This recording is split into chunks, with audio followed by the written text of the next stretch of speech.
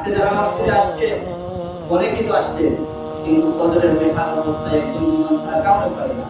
জোহরের অবস্থা বেকার, আসরের অবস্থা বেকার, মাগরিবের সাথে বাজারে কিছু মানুষ থাকে, ওরা আসে, কিন্তু আপনাদেরকে পাওয়া যায় না। আপনারা তো ব্যস্ততার কথা বলবেন, আপনারা তো অজুহাত দিবেন, কিন্তু এই অজুহাত একটু শেষ হয়ে যাবে, এই অজুহাত একটু শেষ হয়ে যাবে কিয়ামতের ময়দানে। আল্লাহ পাক রব্বুল আলামিন সর্বপ্রথম যে জিনিসটার হিসাব নেবেন আমরা সবাই জানি কিনা?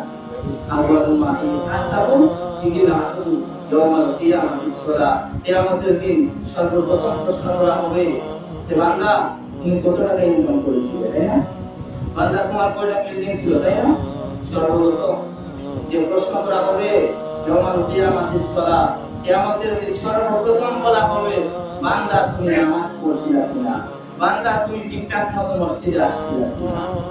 এই প্রশ্নের উত্তর না দেওয়া পর্যন্ত আপনি এক পা এদিকে যাইতে পারবেন না, সেই দিকে যাইতে পারবেন না। ওই দিন উত্তর দিতে আমাদের মূল জানা দরকার। এই জন্য আমরা সবার কাছে অনুরোধ করব, আপনারা পারেন আর না পারেন, পাঁচ ওয়াক্ত না পারেন, দুই ওয়াক্ত আসেন, এক ওয়াক্ত আসেন, এত অজুহাত দেন। আল্লাহর হাবিব সাল্লাল্লাহু আলাইহি ওয়াসাল্লাম যার সম্পর্কে আল্লাহ তাআলা বলেছেন যে তার পূর্বের এবং পরের সমস্ত গুনাহ আল্লাহ তাআলা ওকে মাফ করে দিয়েছেন, সুবহানাল্লাহ। ওই নবী মুহাম্মদুর রাসূলুল্লাহ সাল্লাল্লাহু আলাইহি ওয়াসাল্লাম মৃত্যুর পূর্বে সাকরাত অবস্থায় বলতে গেলে আল্লাহর হাবিব বললেন যে আমারে মসজিদে নিয়ে যাও। সাহাবায়ে কেরাম বললেন ইয়া রাসূলুল্লাহ আপনি হাঁটতে পারতেছেন না। আল্লাহর হাবিব সাল্লাল্লাহু আলাইহি ওয়াসাল্লাম দুই সাহাবীর কাঁধে বল করে ঘুরিয়ে ঘুরিয়ে মানে লেংড়ায় লেংড়ায় আল্লাহ রাসূল মসজিদে গেছেন। আল্লাহর হাবিব বলছিলেন আমি কেন এত কষ্ট করে যাচ্ছি তোমরা কি জানো? তখন সাহাবায়ে কেরাম বললেন কেন ইয়া রাসূলুল্লাহ? আল্লাহর হাবিব তখন বলছিলেন আমার উম্মত যাতে নামাজের জন্য কোনো অজুহাত করতে না পারে, এই জন্য আমি নবী আমার সাকরাতের সময়ে, এই অসুস্থতার সময়ে আমি লেংড়ায় লেংড়ায় মসজিদে গিয়েছি, সুবহানাল্লাহ। আর ওই নবীর উম্মত নামাজ পড়ে না। আল্লাহর হাবিব যখন মৃত্যুর আগে আবু বকরের নেতৃত্বে জামাত হচ্ছিল মসজিদে নববীতে, আল্লাহর হাবিব এখানে কান্নায় ভেঙে পড়লেন। তখন সাহাবায়ে কেরাম রাদিয়াল্লাহু তাআলা আনহুম আজমাইন জিজ্ঞেস করলেন ইয়া রাসূলুল্লাহ আপনি কেন কান্না করতেছেন? তখন আল্লাহর হাবিব বললেন এই কান্না কোনো কষ্টের কান্না না।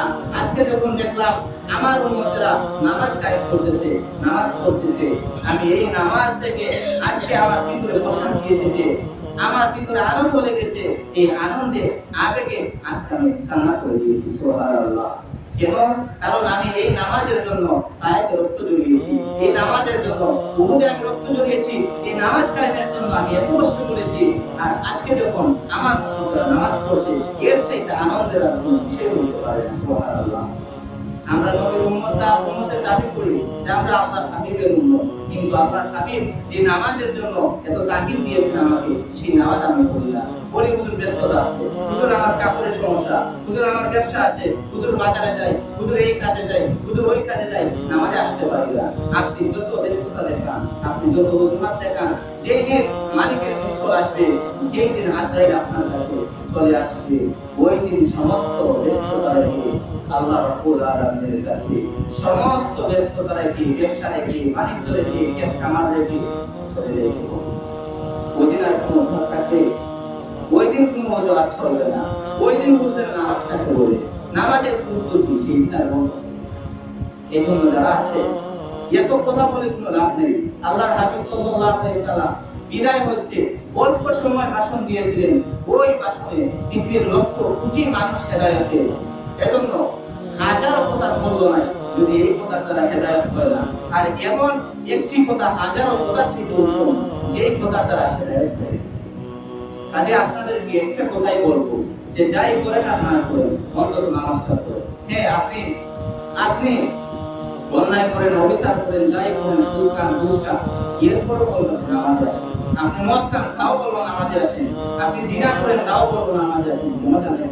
কারণ আপনি যখন নামাজ পড়বেন এই নামাজ আপনার বিবেককে জাগ্রত করে দিবে যে আমি নামাজও পড়ি আবার দুর্নীতি কেমনে করি, নামাজও পড়ি জিনা কেমনে করি, নামাজও পড়ি অন্য মেয়ের দিকে কেমনে তাকাই, নামাজও পড়ি আবার আমি বিচারে সুদ খাই, ঘুষ খাই কেমনে, নামাজও পড়ি আবার সুদও খাই কেমনে। নামাজ